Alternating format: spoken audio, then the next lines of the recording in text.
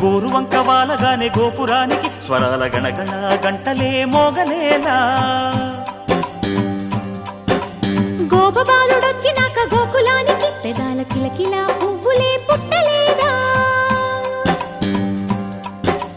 బాలకృష్ణుడొచ్చినప్పుడే వయ్యారి నందనాలు నాట్యమాడగా వారసుణ్ణి చూసినప్పుడే వరాల వాంఛలన్నీ పల్లవించగా నందుడింట